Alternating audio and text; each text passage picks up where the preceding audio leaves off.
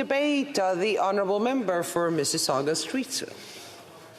Madam Speaker, today I'm here to highlight 3 areas from our budget 2022. Before I do that, I just want to say a thank you to my honourable colleague from Humber River Black for her lovely words. Black Creek, thank you very much.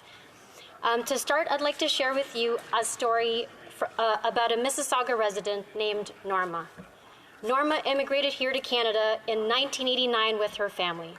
She had completed a bachelor's degree in nursing from Manila, Philippines. However, since her foreign credentials were not recognized here in Canada, she had to work really hard to go back to school for additional studies while working and raising her family. After a lot of sacrifice, dedication, and perseverance, she finished her schooling in college and passed her board exams. Norma's credentials were eventually recognized as a registered nurse. The woman I am referring to is my mom. Many Filipinos and immigrants like my mom come to Canada to build a better life for families.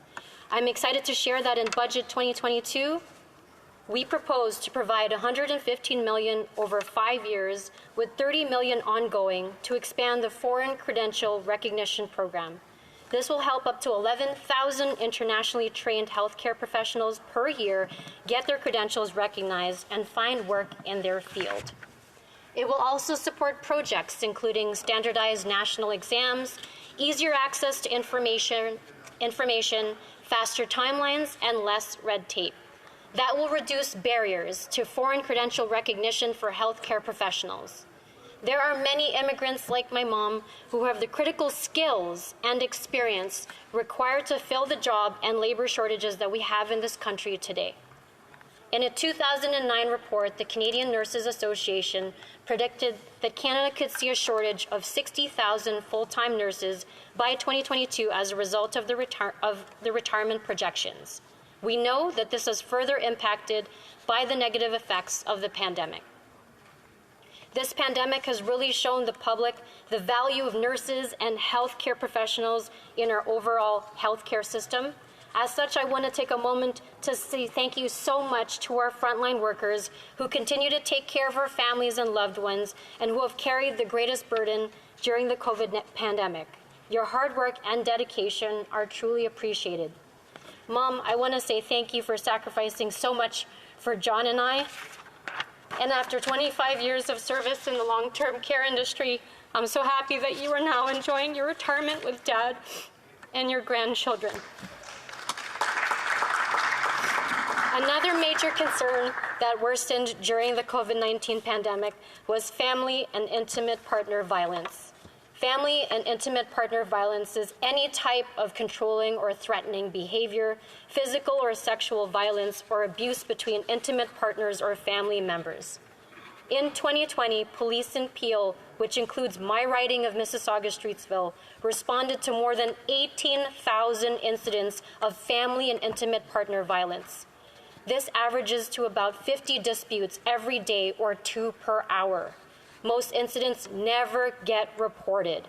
Over 85% of these incidents that report this type of violence are from women, with the highest reported rate between the ages of 25 to 34. This includes women of any race, sexual orientation, religion, or economic background. It happens mostly to women, and it threatens our basic right to live free of violence. Between 2015 and 2019, there was a 12% increase in the rate of intimate partner disputes reported to Peel Regional Police. This further increased during the pandemic. It has been reported that 44% of women 15 years of age and older who had been in an intimate partner relationship reported experiencing some sort of psychological, physical, or sexual violence in the context of intimate relationship. It is proven that violence and abuse can lead to poor physical and mental health, serious injuries, and even homicide. COVID-19 has created an unprecedented challenge for those experiencing gender-based violence and the organization that provides support and services to them. Our government moved swiftly to ensure those facing gender-based violence have a safe place to turn, and to date, the government has provided a total of $100 million in emergency funding to over 1,200 organizations, including shelters, Indigenous shelters, on and off reserve, sexual assault centers, women's organizations, and other organizations delivering essential frontline supports to women and children experiencing violence and abuse across the country. The Department for Women and Gender Equality contributed an additional $9.5 million from its program budget to support the high demand. Since April 2020, this funding has helped frontline organizations maintain capacity so that nearly 800,000 women across this country and children experiencing violence had a place to turn. This funding has ensured that continuation of critical services to those in need will continue. But the work doesn't stop here. That's why in Budget 2022, funds have been allocated to develop an action plan to end gender-based violence. Budget 2022 proposes to provide $539.3 million over 5 years, starting in 2022 to 23, to Women and Gender Equality Canada to enable provinces and territories to supplement and enhance services and supports within their jurisdictions to prevent gender-based violence and support to survivors. These funds will also assist to address family and intimate partner violence, and I hope that in this House we can all work together to stop abuse against women in all forms. Mom, thank you for giving me the tools to choose a partner in my life that loves, respects, and supports me for who I am. Last month at the Dar Al Tawhid Islamic Center in Mississauga, a man intent to, quote, kill terrorists, end quote, attacked Muslim worshippers during their prayers. The man had an axe and bear spray and numerous sharp-edged weapons. Fortunately, no one was seriously hurt since 20 men took that man down as he let loose a stream of bear spray. This incident has shaken and greatly disturbed the residents and constituents in my riding of Mississauga-Streetsville. This is just one of many unacceptable incidents that have occurred regarding religion-based hate crimes. Canada has also experienced more targeted hate since the pandemic. The public health crisis further exposed and exacerbated issues related to community safety and discrimination in Canada, including hate crime. The Canadian Centre for Justice and Community Safety Statistics found police-reported hate crimes targeting race or ethnicity rose 80% in 2020 compared with 2019 and accounted for the bulk of the national increase. Hate crimes targeting East or Southeast Asian people went up by 301%. Those targeting Black people went up 92%, and those against South Asian people went up 47%. The number of anti-Indigenous hate crimes reported to police jumped 152% during the first year of COVID-19.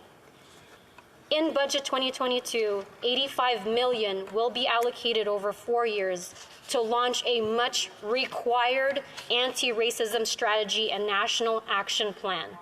This action plan will combat hate, and the funds are allocated specifically to fight racism, discrimination, and hate. I hope that in this House we can all work together to end racism, discrimination, and hate in all forms. Mom, thank you for teaching me to be strong, to stand up for myself over the years in the face of hate and racism. Very recently, you experienced blatant racism when you went door knocking for me. The hate and slander that you experienced while at a door and while a door was being slammed in your face, was absolutely unacceptable. That incident could have traumatized you and stopped you, but you kept going. Thank you for continuing to stand up for me. Mom, thank you for showing John and I what's possible in this country, for traveling with Dad to 2 different continents to provide us with a better life. All John and I ever wanted was for you to be proud of us. As an early Mother's Day gift, I want to dedicate my maiden speech to you, to Lola in heaven, and to our not-so-little girl, Cassidy. Thank you, Madam Speaker.